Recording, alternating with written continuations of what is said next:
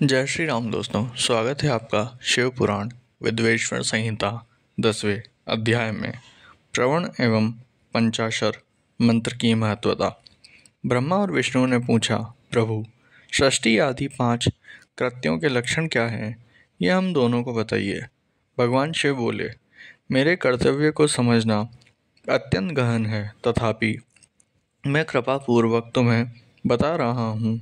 सृष्टि, पालन, संहार, तिरोभाव और अनुग्रह मेरे जगत संबंधी 5 कार्य हैं जो नित्य सिद्ध हैं। संसार की रचना का आरंभ सृष्टि कहलाता है। मुझसे पालित होकर सृष्टि का सुस्थिर रहना उसका पालन है, उसका विनाश ही संहार है। प्राणों के उत्क्रमण को तिरोभाव कहते हैं। इन सब से छुटकारा मिल जाने ना ही मेरा अनुग्रह अर्थात मोक्ष है। ये मेरे 5 कृत्य हैं। सृष्टि आदि 4 कृत्य संसार का विस्तार करने वाले हैं। 5वां कृत्य मोक्ष का है। मेरे भक्तजन इन 5 कार्यों को 5 भूतों में देखते हैं। सृष्टि धरती पर स्थित जल में, संहार अग्नि में, तिरोभाव वायु में और अनुग्रह आकाश में स्थित है।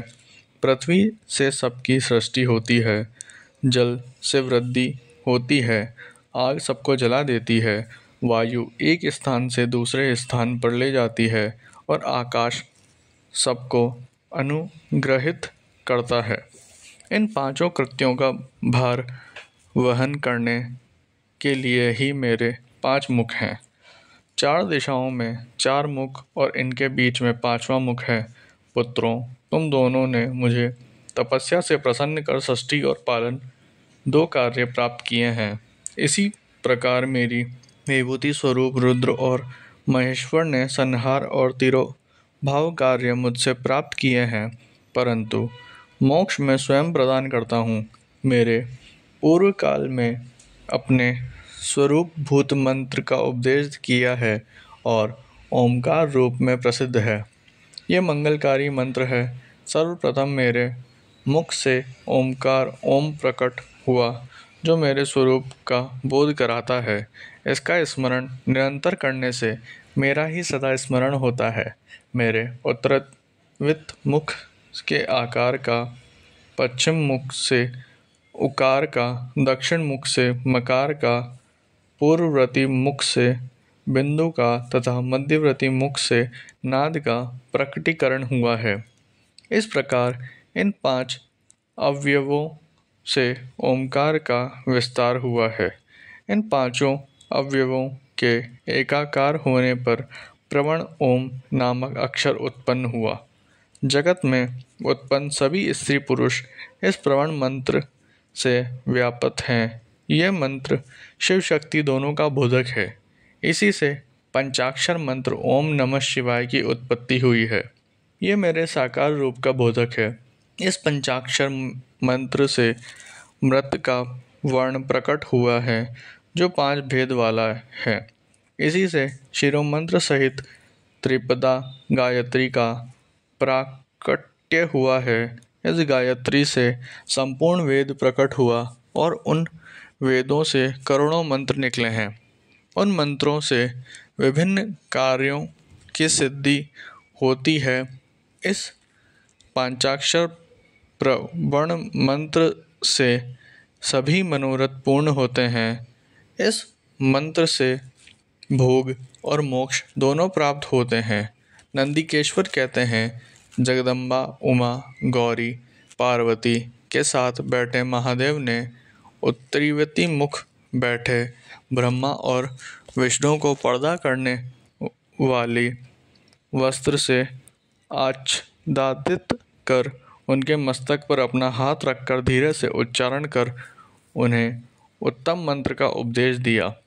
3 बार मंत्र का उच्चारण करके भगवान शिव ने उन्हें शिष्यों के रूप में दीक्षा दी।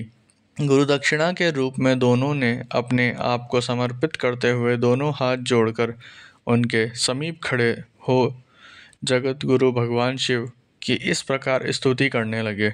ब्रह्मा विष्णु बोले, प्रभु, आपके साकार और निराकार 2 रूप हैं। आप तेज से प्रकाशित हैं, आप सबके स्वामी हैं, आप सर्वात्म को नमस्कार हैं, आप प्रवण मंत्र के बताने वाले हैं तथा आप ही प्रवण लिंग वाले हैं। सृष्टि, पालन, संहार, तिरोभाव और अनुग्रह आदि आपके कार्य ही हैं। आपके 5 मुख हैं, आप ही परमेश्वर हैं, आप सबकी आत्मा हैं, ब्रह्म हैं, आपके गुण और शक्तियाँ अनंत हैं, हम आपको नमस्कार करते हैं। इन पंक्तियों से स्तुति करते हुए गुरु महेश्वर को प्रसन्न कर ब्रह्मा और विष्णु ने उनके चरणों में प्रणाम किया। महेश्वर बोले, आद्रा नक्षत्र में चतुर्दशी को यदि इस प्रवण मंत्र का जप किया जाए तो यह अक्षय फल देने वाला है। सूर्य की संक्रांति में महाआदर्श नक्षत्र में एक बार किया प्रवण जप करोड़ों गुना जप का फल देता है। मृगशिरा नक्षत्र का अंतिम भाग तथा पुनर्वसु का शुरू का भाग पूजा, होम और तर्पण के लिए सदा आदृत के समान ही है।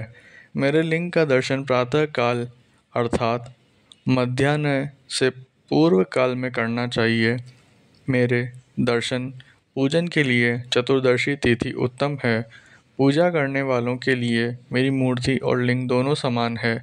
फिर भी मूर्ति की उपेक्षा लिंग का स्थान ऊंचा है, इसलिए मनुष्यों को शिवलिंग का ही पूजन करना चाहिए। लिंग का ओम मंत्र से और मूर्ति का पंचाक्षर मंत्र से पूजन करना चाहिए। शिवलिंग की स्वयं स्थापना करके या दूसरों से स्थापना करवाकर उत्तम द्रव्यों से पूजा करने से मेरा पद सुलभ होता है। इस प्रकार दोनों शिष्यों को उपदेश देकर भगवान शिव अंतर्ध्यान हो गए।